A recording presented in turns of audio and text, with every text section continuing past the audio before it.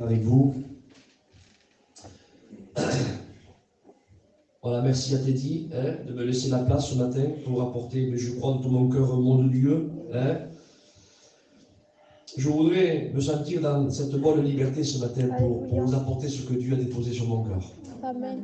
Vous savez, il y a des messages dans la parole de Dieu où il y a des messages instructifs dans lesquels nous écoutons. Ah, ça je ne savais pas. Ah, c'est bien de le savoir. C'est instructif, que Dieu soit béni. Après, il y a des messages dans la parole de Dieu qui nous mettent devant le pied du mur, qui nous donnent à réfléchir, dans lequel on fait un constat de notre propre vie. Le Saint-Esprit nous pousse à fouiller à l'intérieur de nos cœurs, à essayer, vous savez, de gratter dans les coins d'ombre, parce que le Seigneur veut réellement, amen, veut vraiment, le Seigneur nous attirer dans son filet. Et il y a des messages qui nous mettent vraiment devant ce miroir, devant cette grave vérité, où on ne dit pas c'est pour lui ou c'est pour l'autre, ou ce message qui s'adresse directement à toi, qui te fait réfléchir. Je crois ce matin que ça va être un message renaissant. Béni soit Dieu. Alors pour celui et celle qui a la parole de Dieu, on ouvre le deuxième livre de Timothée au chapitre 2 et au verset 5. Deuxième livre de Timothée, chapitre 2 et verset 5. Écoutez ce que dit la parole de Dieu. C'est l'apôtre Saint Paul qui va écrire ce texte. D'ailleurs, il va écrire tout ce livre-là, 1 et 2 Timothée, d'ailleurs même plusieurs livres. Mais écoutez ce texte-là, qui est merveilleux. L'apôtre Paul, vous savez, le Saint-Esprit l'aspirait à écrire ces textes-là, et il prenait des exemples. Et dans ces exemples-là, les contemporains de l'époque qui écoutaient l'apôtre Paul, comme nous ce matin qu'on va écouter, pouvaient comprendre le message de Dieu. Parce que Dieu, quand Dieu parle, il n'est pas un Dieu compliqué, vous savez. Amen. Parce que le but de Dieu, c'est qu'on comprenne ce qu'il a à nous dire. Amen. Alors écoutez, voilà ce que dit l'apôtre Paul de Timothée 2,5, qui dit l'athlète, il dit, n'est pas couronné s'il n'a pas combattu suivant les règles. Amen. L'athlète n'est pas couronné s'il n'a pas combattu suivant les règles. Amen. Déjà, le fait de lire cette lecture, déjà, on comprend déjà ce que Dieu veut nous dire ce matin. L'apôtre Paul, souligne bien, il dit, l'athlète n'est pas couronné s'il n'a pas combattu suivant les règles. Il ne dit pas l'athlète n'est pas couronné s'il n'a pas participé à la course.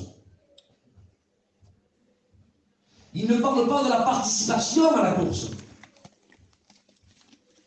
Il parle de celui qui a combattu suivant les règles. Après remporter le prix, tous ne remportent pas le prix dans une course. Mais tous, la majorité, pour participer, arriver jusqu'à la fin, il faut qu'ils courent suivant la règle. Le tout n'est pas de participer dans une course. Parce qu'il y a des personnes qui contournisent leur conscience en disant « je participe ». Le fait de participer, c'est Mais l'apôtre Paul ne dit pas de participer. Il dit « l'athlète n'est pas couronné s'il n'a pas combattu suivant les règles ». Il ne dit pas s'il n'a pas participé, il ne dit pas s'il n'a pas transpiré. Il ne dit pas s'il n'a pas gesticulé avec les bras, non. Il dit s'il n'a pas combattu, suivant les règles. Alléluia. Amen. Que Dieu soit béni. Amen. Ah, alléluia. Je voudrais peut-être faire taire la voix de certaines, peut-être, consciences qui parlent à l'intérieur de l'esprit de certaines personnes en train de contoriser leur conscience, en train de dire, bon, tu es un chrétien, tu participes. C'est déjà quand même, c'est pas mal quand même. Tu participes à la Sainte Seine, tu participes en train de jouer le piano, tu participes en train de distribuer l'offrande ou le repas, ou tu participes en train de balayer l'église, tu participes, je parle pour moi ce matin, tu participes, tu prêches et tout, tu participes. Oui, mais c'est pas parce qu'on participe qu'on correspond.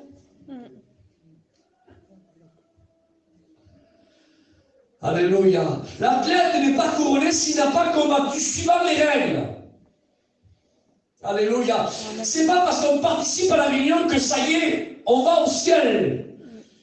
Pour aller au ciel, frères et sœurs amis, il faut qu'on combatte suivant la règle. Mais quelle règle? La règle que nos aïeux nous ont transmise? Non. Quoi qu'il y a un tri à faire, il y a des choses bonnes à prendre, comme le respect et d'autres choses. D'autres non, faut abolir. Amen. Mais il parle de la règle d'or, la règle de la parole, la règle de la Bible, la règle de la doctrine. Amen. Alléluia. L'athlète n'est pas couronné s'il n'a pas combattu suivant ce qui est écrit. Amen. Ça veut dire même que participer à la réunion et vivre l'évangile avec ta propre règle, tu peux participer, mais tu ne seras pas couronné. Parce qu'il y a des personnes qui font leurs propres règles. Parce que la règle avec de la parole les gêne. La barre est trop haute.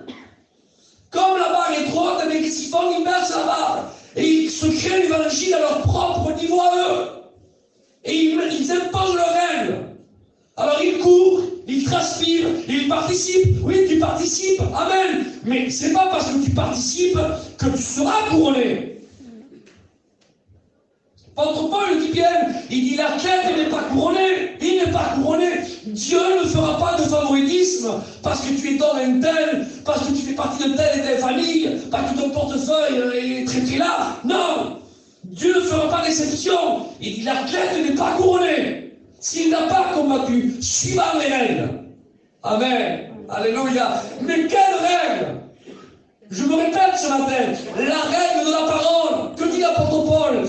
Il dit, j'ai combattu le bon combat de la foi. Et qu'est-ce qu'il dit? Il dit, c'est pas parce qu'il a participé au combat, non, il dit, j'ai gardé la foi. En quelques mots, j'ai combattu, mais j'ai gardé la règle. Et parce que j'ai gardé la règle, parce que j'ai gardé la foi, alors il dit désormais, la couronne de justice m'est réservée. Alléluia. Paul, pourquoi la couronne de justice t'est réservée? Il dit, parce que j'ai combattu. Quoi? En imposant ta règle? Non, j'ai combattu le bon combat. Quel combat? Un combat de la chair contre un problème que tu as contre un frère et une soeur. Parce que tu as voulu défendre ta raison. Non, non, non, non, non. J'ai combattu le bon combat. Il dit de la foi. Amen. Amen. Et je n'ai pas fait que combattre, il dit j'ai gardé. Alléluia. Parce que croyez-moi, frères et sœurs, à l'époque où nous vivons, c'est difficile de garder. Amen. Vous savez, recevoir, c'est facile. Garder est plus difficile. Ce matin, c'est facile peut-être pour vous de recevoir. Amen. Le Seigneur va vous remplir ce matin. Mais concerner le contenu avec que vous avez reçu ce matin à l'extérieur, c'est plus difficile. Paul dit, j'ai combattu, dit, mais j'ai gardé. Amen. Amen. J'ai gardé la foi. Et vous savez que la foi, amen, c'est comme ce qui s'écrit en 3 lettres, on n'est pas là pour, parce qu'il y aurait un autre message par rapport à ça. Mais permettez de faire un survol. Il y a le F, le O et le I, du mot qui compose le mot foi. Et vous savez que le F, amen, l'apôtre Paul est en train de dire, j'ai combattu le bon combat de la foi. Il dit, j'ai gardé la foi, j'ai gardé le F, j'ai gardé la fidélité. Amen. Amen. J'ai combattu le bon combat de la foi, j'ai gardé la foi. Il y a le O aussi dans la foi. J'ai gardé l'obéissance. Amen. Alléluia. J'ai combattu le bon combat de la foi, j'ai gardé la foi. Et le mot foi s'écrit aussi avec le I. J'ai gardé l'intégrité. Alors voyez-vous, alors Paul, pourquoi tu es couronné? Parce que j'ai combattu le bon combat de la fidélité, de l'obéissance, de l'intégrité. J'ai gardé la fidélité, j'ai gardé l'obéissance, j'ai gardé l'intégrité. Désormais, la couronne de vie m'est réservée. Alléluia. Amen. Amen. Paul est couronné parce qu'il a gardé. Que dit la parole de Dieu? Rentre bon, rentre, mais pourquoi? Bon et fidèle. Serviteur, parce que tu as été fidèle. Voyez encore le mot fidèle, fidélité. Se fier, c'est le même mot que le mot foi. C'est pour cela que quand le Christ, amen, il est écrit dans la parole, il dit quand le Christ viendra, il dit prouvera-t-il la foi? Vous savez qu'il y a une différence entre le mot croire et le mot foi? Amen. La croyance ne te sauve pas. Comment, Isaac, je crois, je saurai l'homme. Il y a une différence entre le mot croire et le mot foi. Le mot croire, voilà, tu peux croire peut-être, certains croient au Bouddha, d'autres croient à Krishna, ils croient à un point de donner leur vie. Ils y croient, hein? Des kamikazes. Ils donnent leur vie. Croyez-moi, ils y croient. Dites-leur s'ils y croient à eux. Ils diront, oui, ils y croient. Mais c'est pas parce que tu crois en Dieu qui fera de toi un homme couronné dans le ciel. Il y a une différence entre le mot croire et le mot foi. C'est pour cela que quand le Christ il dit la parole, il dit quand le Fils de l'homme viendra, il ne dit pas trouvera-t-il des croyants. Non, il dit trouvera-t-il la foi. Parce que la croyance ne te sauve pas. Que dit l'épître de Jacques au chapitre 2, verset 19? Le frère du Seigneur dans la chair, qui était pasteur de Jérusalem de l'époque, il dira ceci, il dit, croyez foi en Dieu, il dit, vous faites bien, il dit, les démons aussi croient et tremblent. Amen. Amen. Donc les démons sont-ils sauvés? Et pourtant ils y croient. Mais le texte dit avec le Fils de l'homme viendra, trouvera-t-il, non pas des croyants, mais de la foi? Trouvera-t-il la foi? Quelqu'un trouvera-t-il des personnes que non seulement ils croient à moi, mais le Christ en eux. De plus, trouvera-t-il des personnes qui sont fidèles, qui sont obéissants, qui sont intègres à moi? Trouvera-t-il la fidélité? Trouvera-t-il l'obéissance? Trouvera-t-il l'intégrité? Trouvera-t-il la foi? Trouvera-t-il des participants? Sûrement qu'il en trouvera.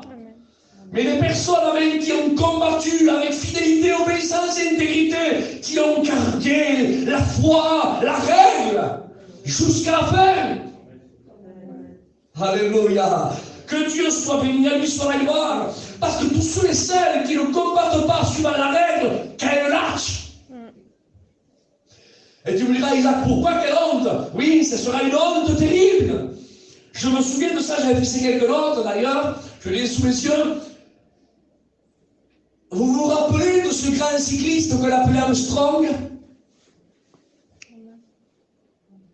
Il avait gagné, écoutez bien, il avait gagné 7 fois le Tour de France consécutif. Quand il participait au Tour de France, il gagnait le championnat de France. L'autre année, il participait, il gagnait le Tour de France. Il participait l'année d'après, il gagnait le Tour de France. 7 fois, il a gagné consécutif le Tour de France. Armstrong, c'était la star des cyclistes.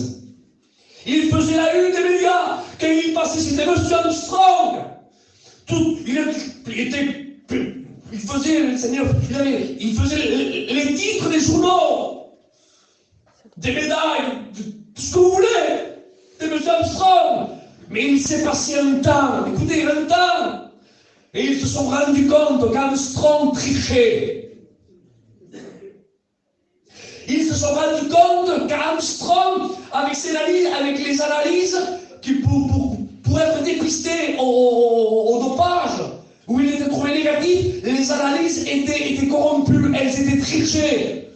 Et ils ont refait des analyses à Armstrong et ils se sont rendus compte qu'Armstrong se dopait. Non mais où sa mascarade a duré un temps, sa gloire a duré un temps. Les applaudissements duraient un temps, ça durait, c'était M. Armstrong, il participait à la course. Il était même numéro 1 sur le podium, donc tout le monde l'applaudissait, tout le regard était sur lui. Il avait la gloire. Mais à un certain moment, il n'a pas passé entre les mailles du filet du dépistage. Il a été trouvé positif. Qu'est-ce qui s'est passé? On l'a destitué de toutes ses médailles. Quelle lâche, quelle honte. Ça a été la risée dans le monde cycliste. Ça a été le tricheur de tricheurs. Et pourtant, quelques années avant, il recevait la gloire. Et après cela, la honte. L'opprobre était sur lui. Quelle honte! On l'appelait plus le vainqueur, on l'appelait le tricheur. On l'appelait plus le grand sportif, on l'appelait le magouilleur. L'entourpeur. Le comédien. Quelle honte! Ça a duré un temps. Mais laissez-moi dire quelque chose. Qu'il y aura des personnes, et que Dieu fasse que je me trompe, qu'elle n'est pas ici, mais il y aura des personnes qui ne passeront pas au dépistage de Dieu. Pourtant, ces personnes-là, il semble qu'ils gagnent des victoires. Alors, il y en a qui, quand je dis gagnent des victoires, c'est quoi? Il y en a qui parlent langue, il y en a qui prophétisent, il y en a qui participent au choral. Je le dis, tant pis, il y en a qui prêchent. Et on voit, on dirait que c'est des Armstrong, ils gagnent des victoires. Ah, celui-là, il n'est pas comme celui-là, là-bas. Hein. Oui, mais laissez-moi vous dire que la prophétie n'est pas la garantie du salut. Le parler n'est pas la garantie du salut. La prédication n'est pas la garantie du salut. Mais qu'est-ce qui est la garantie du salut? De courir d'après les règles. De garder la fidélité, la foi, l'intégrité. De combattre sur la règle de la parole. Même que tu ne prophétises pas. Même que tu ne parles pas langue. Même que tu participes là au choral. Même que tu ne prêches pas. Mais si tu es fidèle à la règle, au son de la trompette de Dieu, tu pars.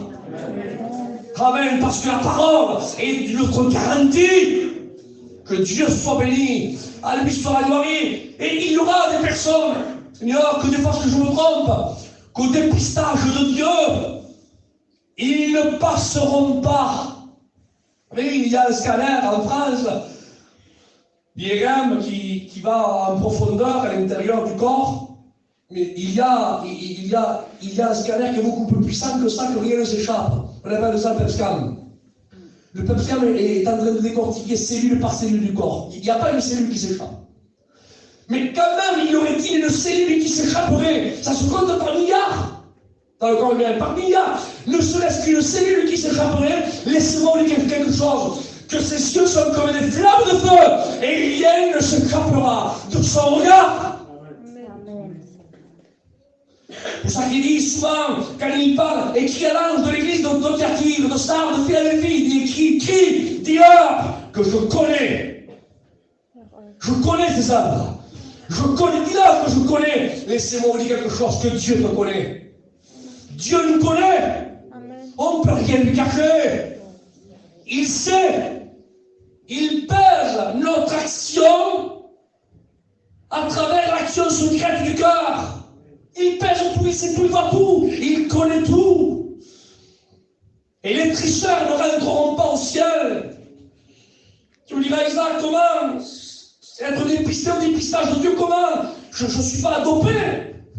Je cours, je ne suis pas Armstrong, moi. Mais prenez dans le spirituel. Il ne faut pas être dopé à rien. Avoir quelque chose contre un frère, c'est une sorte de dopage. Avoir des lacunes, quelque chose qui ne correspond, c'est écrit dans la parole de Dieu, c'est une sorte de dopage. Mais pour être participant à ce glorieux départ, il faut que tu sois trouvé négatif. Que le Christ amène te fasse une prise de sang spirituelle et qu'il regarde tes analyses. Et rien contre personne. Son cœur est transparent, son cœur est pur, sa conscience est libre. Trouver les négatifs au dépistage spirituel rentre bon et fidèle serviteur. Mais aïe pour les personnes qui font semblant de participer à la course, qui font semblant de gagner des victoires, mais au moment du départ, ils ne décollent pas. Pourtant, il semblerait que tout correspondait comme un sport. Tout correspondait à un vélo qui coûtait une fortune, on n'aurait pas pu se le payer, vous dites-moi peut-être. Il avait un physique vraiment de cycliste. Pas de pelle de gaz, rien, tout correspondait. Tout. Ah, il connaissait le monde du cyclisme pareil. Il aurait pu vous l'enseigner, en parler. Il connaissait aussi les règles. Il connaissait tout. Mais c'est pas parce qu'il connaissait qu'il mettait en pratique la preuve, il a triché. Au nom du Seigneur, qu'on ne fasse pas partie de ces gens-là qui trichent. Parce que l'erreur est humaine. Par contre, celui qui fait avec médisance, avec connaissance, celui-là c'est un tricheur. Celui-là c'est quelqu'un qui se dope. Spirituellement parlant, au nom du Seigneur, faisons attention qu'à celui qui ne correspond pas, celui qui ne court pas suivant les règles, ne sera pas couronné. Que Dieu soit loué. À lui soit la gloire. Je continue. Ça ne veut rien dire des fois ce qu'on voit. Ce qu'on voit est trompeur. Amen. Parce que vous voyez le cravate, peut-être, mais c'est vrai, non, mais des fois c'est trompeur. Une belle réunion avec une belle ambiance, des fois c'est trompeur. Comme donnez-moi une preuve, je vais vous en donner une bibliquement parlant. Vous trouvez ce passage dans le livre des Chroniques au chapitre 13 au verset 7. Vous le lirez chez vous. 1 Chroniques 13, 7. Il y avait une réunion qui était merveilleuse qui était en train de se dérouler. Une réunion merveilleuse. Je vais essayer de vous la projeter ce matin. Écoutez bien. Il y avait là, à la tête du peuple, qui c'est qui fait la réunion ce matin? Un tel, oh. Qui c'est qui fait la réunion ce matin? L'enseignant un tel, hein? Ça, donc la réunion fait l'autre tournure. Mais là, si on poserait là, dans les Chroniques 13-7, qui c'est qui est à la tête de la réunion? L'homme selon le cœur de Dieu, le roi David. Ah, à mon avis, ça va être une belle réunion. Le roi David, l'homme selon le cœur de... L'homme qui terrasse le géant. Celui-là est à la tête du peuple, vous voyez ici là. Qui c'est qui est à la tête? L'homme selon le cœur de Dieu. C'est celui avec que les demoiselles chantent. Saül en a tué 1000, mais David, lui, il en a tué 10 000. C'est l'homme qui prie, Daniel priait 3 fois par jour. C'est l'homme qui prie 7 fois par jour. L'homme selon le cœur de Dieu. Le roi David est à la tête de la réunion. Il dirige la réunion. Ah, imaginez. Imaginez cette réunion-là, dans les Chroniques 13-7. Et qui c'est qu'il y a à la chorale? Il y a les sacrificateurs qui sont là. Les lévites sont là, en train de prendre des arcs, de la lutte, des tambourins. Seigneur, avec des instruments, en train de chanter des cantiques, de glorifier le Seigneur. Et David est à la tête du peuple et tout Israël. Les membres de l'église sont là. Israël est là, en train de bondiller, en train de chanter, en train de glorifier, en train d'adorer Dieu. Et nous, imaginez, en tant que spectateurs, on voit la réunion. Et ils disent, c'est cool, toi. Oh, quelle réunion, Seigneur! Regarde, Israël est en train de bondir de joie. On voit les sacrificateurs qui sont là en train de toucher les instruments, les harpes, les luttes, les tambourins, etc., etc. Et on voit la tête du peuple, l'homme selon le cœur de Dieu, en train de mener la barque. Et nous imaginons, on est assis dans les gradins, et on regarde. Et ici, on se dit, quelle réunion! Et en plus, on lève un petit peu la tête comme ça, et au milieu du peuple, il y a l'arche de l'Éternel. Amen. Amen, Seigneur. Sincèrement. On aurait eu une réunion comme ça, donc qu'est-ce qu'on aurait fait? On aurait dit, Dieu est là! Amen. On aurait dit, le Saint-Esprit agit! On aurait dit, il y a l'action de Dieu, là, regardez, en train de transpirer, en train de chanter, de glorifier. En plus, c'est pas rigolo qu'il y a là, c'est le roi David. Il est là, les sacrificateurs sont là, les lévites sont là au complet. Parce que les lévites se divisaient par 3 branches. Il y avait la branche de Merari, de Kehat, de Gershon, et il y avait les 3 branches qui étaient complets là.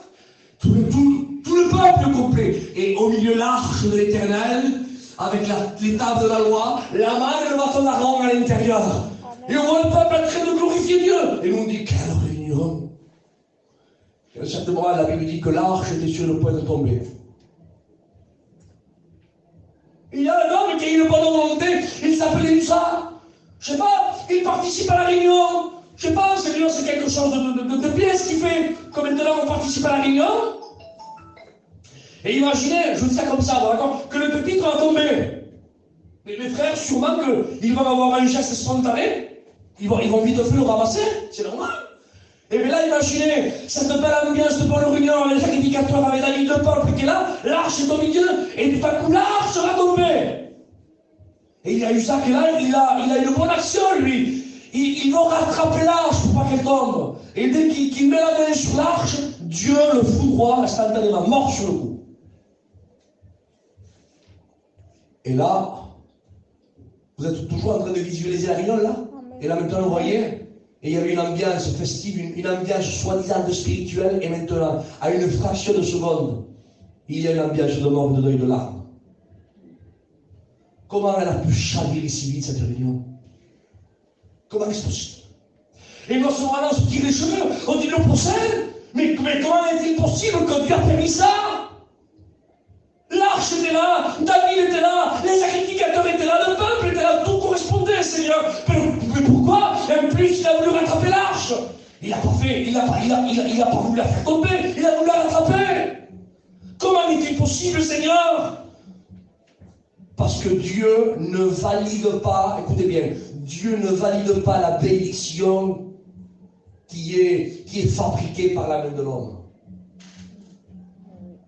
Je me répète ce matin, soulignez-le s'il vous plaît. Dieu ne valide pas la réunion qui est fabriquée par la main de l'homme. Alléluia. C'est très très important. Dieu ne valide pas la réunion qui est fabriquée par la main de l'homme. Parce qu'il y a des bénédictions qui sont fabriquées par la main de l'homme. Et Dieu ne valide pas. Le texte dit, Psaume 127, si l'Éternel ne bâtit la maison, celui qui l'a bâti travaille en vain. Donc on ne peut pas être béni en dehors de la règle de l'écriture de Dieu. Il y a des personnes qui veulent se fabriquer une bénédiction en dehors de la règle. Dieu ne valide pas. Dieu dit à Abraham, il dit, tu auras une postérité avec Sarah, Abraham, hein? Avec elle. Et la bénédiction tardait. Et comme elle tardait, donc ils ont voulu fabriquer la bénédiction. Donc qu'est-ce qu'a fait Sarah? Il dit Abraham, je suis à un ancien âge, toi aussi, tu as dit qu'il me donnerait une postérité, mais tu sais qu'est-ce qu'on va faire? J'ai compris ce que Dieu voulait dire. Ça sera sûrement clairement ma servante. Donc, un enfant avec elle, tu auras la postérité avec elle, et l'enfant naîtra sur les genoux, c'est pareil. La bénédiction sera là, ça sera ta descendance. Et ça s'est fabriqué la bénédiction. Mais Dieu n'a pas dit que la bénédiction viendrait d'Agar. Dieu a dit que la bénédiction viendrait de Sarah. Et il fallait qu'Abraham attende la bénédiction. Mais comme il était impatient, il a voulu fabriquer une bénédiction en dehors du plan de Dieu. Et il y a eu un Ismaël qui est venu. Et que fait Ismaël? À cause, écoutez bien, à cause que Abraham a fabriqué une bénédiction en dehors que Dieu lui avait proposé avec Sarah, parce qu'il y a Ismaël qui est là. Ismaël, c'est pas Dieu qui l'a voulu. Dieu voulait Isaac. Ismaël est venu parce que Abraham l'a voulu. Et parce qu'il a voulu Ismaël, qu'est-ce qui se passe aujourd'hui? Eh bien aujourd'hui, les Arabes font la guerre aux Juifs. Regardez la conséquence qu'Abraham est en train de payer. Parce que si Abraham aurait resté dans le plan de Dieu, qu'il n'aurait pas fabriqué la bénédiction avec Agar, Ismaël serait pas né. Et aujourd'hui, les Juifs ne seraient pas en guerre avec les pays arabes. Regarde la conséquence qu'il y a. Oui, il y a une conséquence énorme car on défie le plan de Dieu. Et il y a une conséquence énorme car on veut fabriquer, nous, une bénédiction en dehors du plan de Dieu. On croit que ça marche et il y a un semblant de bénédiction. Puisque quand Ismaël est venu au monde, l'enfant avait 2 mois, 3 mois, 4 mois. Il a fait les premiers pas, il a appelé papa, il devait le prendre par le cou. Il avait comme une sorte de bénédiction pour Abraham. Mais il est là, mon fils, il est là. Mais il avait comme un semblant de bénédiction. Mais ce semblant de bénédiction, après, s'est converti en malheur pour son frère Isaac. C'est-à-dire que quand on essaie de fabriquer une bénédiction en dehors de la règle de la parole, il semblerait qu'il y a une bénédiction, mais en réalité, ça n'est pas. C'est un château de cartes qu'au premier coup de vent, tout est atteint.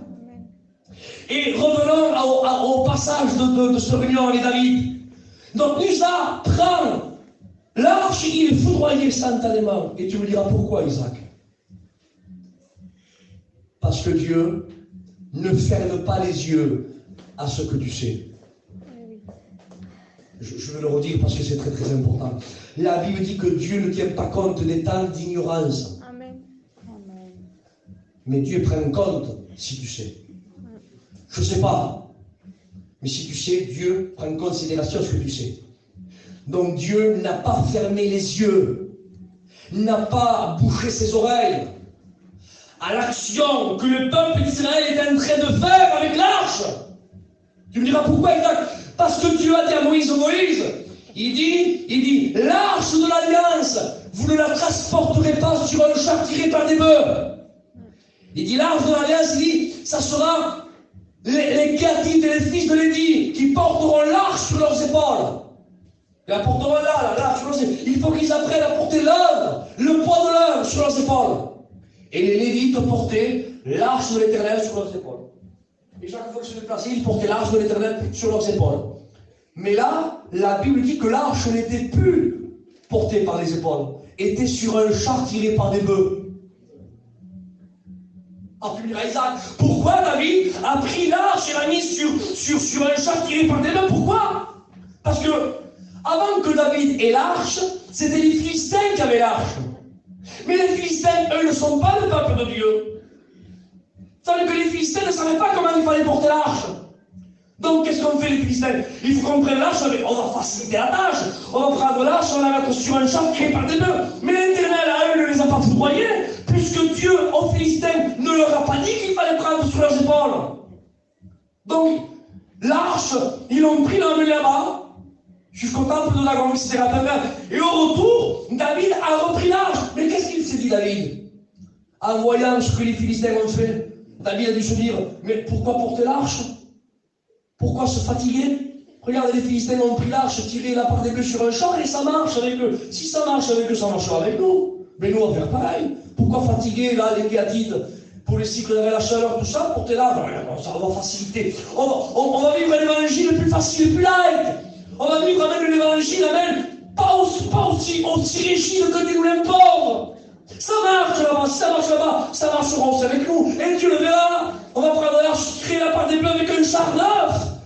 Et ils l'ont mis là. Oui, mais le peuple là-bas philistin ne savait pas qu'il fallait faire ça. Tandis que David, le peuple d'Israël, savait qu'il ne fallait pas faire ça. Et quand il a voulu toucher l'arche, Dieu l'a foudroyé en voulant dire, David, je ne ferme pas les yeux à ma parole. Je ne ferme pas les yeux sur ce que je vois et je ne ferme pas les oreilles à ce que j'entends et à ce que je vous ai imposé. Je vous ai dit que l'arche doit être tirée là, sur les Gadites, sur vos épaules, et ça ne sera pas d'autrement. Et toi, tu veux vivre l'évangile light, tiré sur les roulettes. Je ne ferme pas les yeux. Tout ça pour dire, frère, c'est vrai, vous. David a voulu attirer la bénédiction, courir dans la bénédiction, mais en dehors de la règle. Parce que la règle, il lui disait de porter l'arche. Et il a passé à côté de la règle. Il a facilité la règle. Cette règle est trop dure. On va mettre un char tiré par des bœufs. C'est plus facile. Oui, mais si l'athlète ne combat pas suivant les règles, sera disqualifié. Et c'est ce qui s'est passé. Usa a voulu rattraper l'arche, il a été disqualifié. Au nom du Seigneur, on n'a pas le droit de bâtir, de combattre en dehors de la règle de la parole. Et je voudrais conclure avec ça. Seigneur du roi, c'est merveilleux. Savez-vous que le Christ, pour nous sauver, il a fallu qu'il combatte suivant la règle? Amen. Merci, mon roi. Ah, il faut que je vous l'explique. Le Christ, notre vaillant héros, notre maître, il a pour nous sauver, pour que tu sois là, moi, ce matin. Pour que je sois ici. Pour que tu sois là, mon frère. Pour ma soeur. Pour que nous soyons ici. Il a fallu que le Christ combatte suivant la règle que le Père lui a dictée, qu'il fallait qu'il combatte.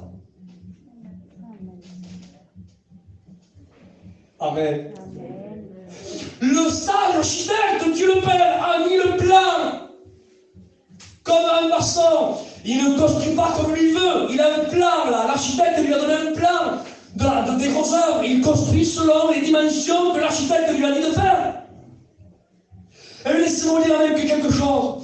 Que le Christ est venu, lui, il est venu construire, parce qu'il a dit à Pierre et aux disciples, il dit, et sur Pétra, je bâtirai mon église. Non, mais qu'est-ce qu'il bâtit, c'est Jésus. Je bâtirai donc, le maçon spirituel a bâti, avec un plan, un architecte, mais qui c'est qui a écrit le plan de l'architecte? Qui c'est l'architecte? C'est Dieu le Père.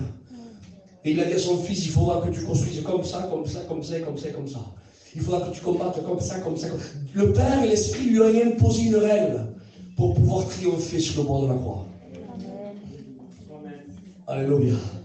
Et là, je vais toucher le corps sensible, mais ça demande 5 secondes d'explication parce que sinon vous serez confus. Savez-vous que si le Christ, lui, aurait venu combattant sur la terre, en dehors des règles, savez-vous que nous ne serions pas ici ce soir, ce matin? Tu me diras pourquoi, Isaac? Parce que, écoute, je suis fidèle. Si Dieu, parce que je suis Dieu, non, vous n'êtes pas d'accord avec moi? Je le répète, même, Jésus est Dieu. Non, vous n'êtes pas d'accord? Troisième chance. Jésus est Dieu. Alléluia. Si Jésus aurait venu en tant que Dieu, sans revêtir un corps d'homme, il n'aurait pas pu nous sauver. Isaac, attention, ce que tu dis ne te fait pas ce conseil.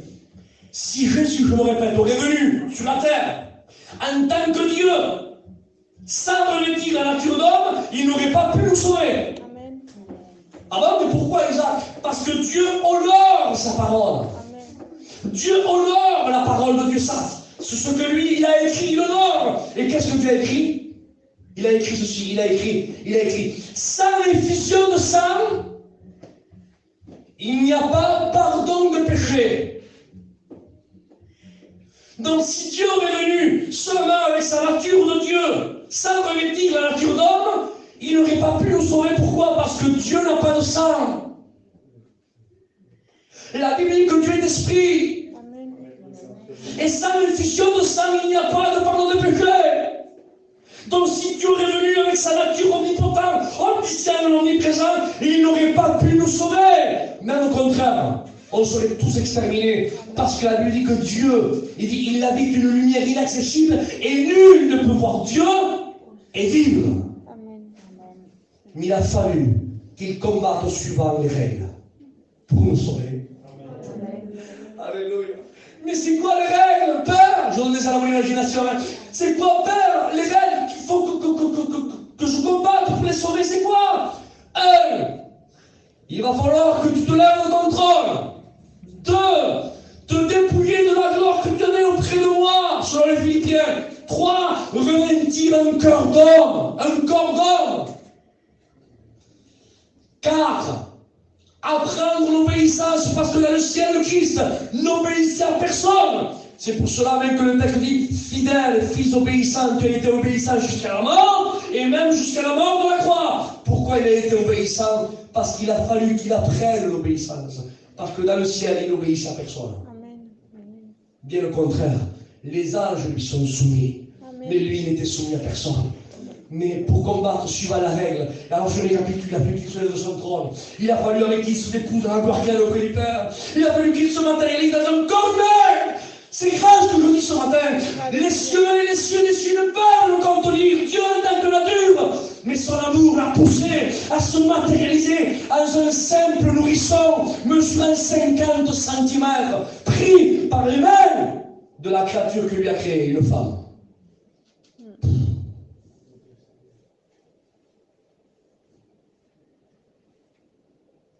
3, il a fallu, amen, qu'il grandisse, qu'il apprenne l'obéissance, comme je vous ai dit.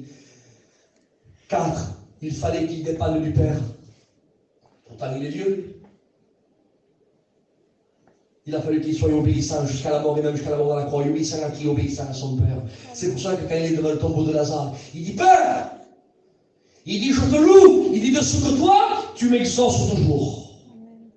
Il fallait que le Père lui donne son aval, il priait le Père. Amen. Pourtant, la Bible dit qu'il n'a pas regardé son égal. Il était égal avec le Père, égal avec l'Esprit. Parce que ça, là, je ne vais pas en parler, là, il faut que ce soit clair. Le Fils est l'égal du Père. Amen. Et le Saint-Esprit, que souvent on le met au bas de l'échelle, pardon de l'expression, il ne faut pas le mettre en bas de l'échelle. L'Esprit est l'égal du Fils et l'égal du Père. Ils sont égaux. Il n'y a pas, le Père n'est pas plus grand, le Fils est plus, moins grand, le Saint-Esprit est moins. Non, non, les trois sont égaux. Pourquoi tu dis ça, Isaac? Parce que les trois sont Dieu. Amen. Les trois. Le Père est omnipotent, le Père est omniscient et omniprésent. Il peut tout, il sait tout, il est de partout. Le Fils maintenant, il est omnipotent, omniscient, omniprésent. Il est de partout, il sait tout, il peut tout. Le Saint-Esprit maintenant, il est omnipotent, omniscient, omniprésent. Il sait tout, il peut tout, il est de partout. Quel c'est le plus grand? Tous. Les trois ont participé au salut des hommes. Le Père a préparé le salut. Le Fils l'a accompli. Le Saint-Esprit le rend possible. Amen. Quel est le plus grand? Les trois. Donc des fois, on prend le Saint-Esprit comme on savait. Donc que Dieu nous garde. Faisons attention. Il est l'égal du Père et du Fils. Restons, prions dans l'ordre biblique. Prions le Père au nom de Jésus à travers l'Esprit Saint. C'est l'ordre de la Bible, ça. Mais il ne faut pas minimiser un pour grandir l'autre. Les trois sont égaux. Amen. Amen. Donc je récapitule. Il dit, il a fallu qu'il dépende du Père. 4, 5, écoutez, il a fallu qu'il tende sa main gauche, sa main droite, ses pieds, son dos, sa joue. Pourquoi faire, Isaac? Pour extraire l'antidote qu'il avait à l'intérieur de lui, un seul fait de projeter que ça tombe sur nous pour nous purifier de tout péché. Parce qu'écoutez bien ce que je vous dis. J'ai soif d'eau. L'eau est là. Voyez-vous? Mais si je ne débouchonne pas l'eau, jamais je me désaltérerai. Eh bien, le Christ, quand il a vécu sur la terre pendant 33 ans, c'était ça, vous voyez le corps. L'antidote est à l'intérieur, le sang est à l'intérieur. Mais si le sang ne sortait pas, il n'aurait pas pu nous purifier. Donc il fallait extraire l'eau pour nous altérer. Il fallait extraire l'antidote. Et ici, pour extraire l'eau, je ne fais seulement que déboucher. Mais pour extraire le sang de Jésus, ils n'ont pas débouché. Ils l'ont torturé. Parce qu'il y a plusieurs façons d'extraire l'eau. Soit je débouchonne, ou soit je transperce. Les deux sont bonnes. Mais une est plus facile que l'autre. Est-ce que vous comprenez? Amen. On aurait pu faire une prise de sang, c'est plus facile. Mais extraire l'antidote du corps de Jésus, comme il a fait, il a subi un nombre incalculable de coups de fouet. Certains disent, il a subi 39 coups de fouet. C'est faux. Jésus n'a jamais reçu 39 coups de fouet. Parce que ça, c'était les Romains qui étaient assujettis, les Romains. Pardon, les Hébreux qui étaient assujettis aux Hébreux. C'était la loi mosaïque, ça, pour les Juifs. Il dit, si un frère d'entre vous a subi un tort, donc on lui frappera selon ce qu'il doit, mais on ira pas au-delà de 40. C'était un juif qui frappait un autre juif. Mais Jésus n'a jamais reçu des coups de fouet par les mains d'un juif. C'était les Romains qui l'ont flageolé. Dans les Romains, eux, croyez-moi, ils n'étaient pas là pour compter. 25, 40, 65, 75, 100, 110, 120. Combien il lui a fait? Je ne sais pas. Par contre, la Bible dit que son dos était labouré comme un champ. On aurait pu compter ses os. Tellement que la peau était déchiquetée, on aurait pu compter ses os. Ses bras, là, qui étaient cloués. Vous savez, quand on passe le clou ici, il n'y a seulement qu'un endroit pour ne pas briser les os. Mais en passant par cet endroit, on est obligé de sectionner le nerf médian. Le nerf qui est très très douloureux. Il te paralyse toute la main. Une douleur aiguë. Mais pour passer ici, pour sectionner automatiquement le nerf médian, le Christ, aucun de ses os était brisé, mais les nerfs médians étaient corrompus. Était rompu. Quelle douleur! Selon le texte de la Bible, il dit qu'il était tellement pendu sur la croix que ses jointures des os se défaisaient. Les os se délogeaient de leur souche. Non pas brisés, dites pas ce que je n'ai pas dit. Aucun de ces os était brisé, mais ils étaient disloqués. Imaginez la douleur. Et il fallait, c'était ça. Pour que nous soyons sauvés, il fallait qu'il combatte suivant la règle. Et une fois même qu'il a été cloué, il fallait qu'il soit sur le bois de la croix. Pourquoi sur le bois? Parce qu'il fallait qu'il prenne notre malédiction. Il dit, quiconque est pendu au bois sera maudit. Et nous étions maudits, il fallait qu'il prenne notre malédiction, il fallait qu'il se charge de la croix de notre malédiction. Il a cloué là, sur le bois de la croix, nos péchés, nos désirs, nos passions, son sang pour nous purifier, son nom pour chasser les démons. Et là, il a dit, Père, tout est accompli, il a écrasé la tête du serpent. Amen. Il a combattu, suivant les règles. Amen. Alléluia. Il a combattu suivant les règles, non pas pour se sauver, mais pour nous sauver. Amen. Tandis que nous, alléluia, il faut qu'on combatte suivant la règle, non pas pour le sauver, mais pour continuer à rester sauvé. Est-ce que vous comprenez ça? Et sauver ceux qui les écoutent par notre bonne marque aussi, les inconvertis et tout ce qui s'ensuit. Alors maintenant, avec ces quelques mots, je voudrais qu'on couvre le front et qu'on prie le Seigneur.